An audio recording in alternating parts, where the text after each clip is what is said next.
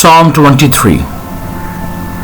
The Lord is my shepherd, I shall not be in want.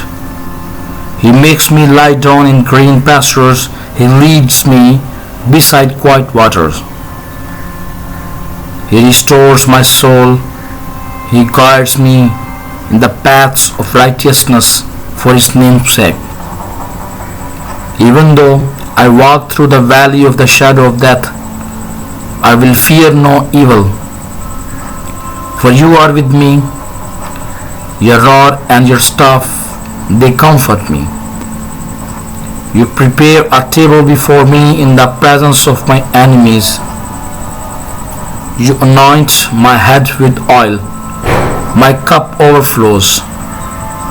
Surely goodness and love will follow me all the days of my life, and I will dwell in the house of the Lord forever.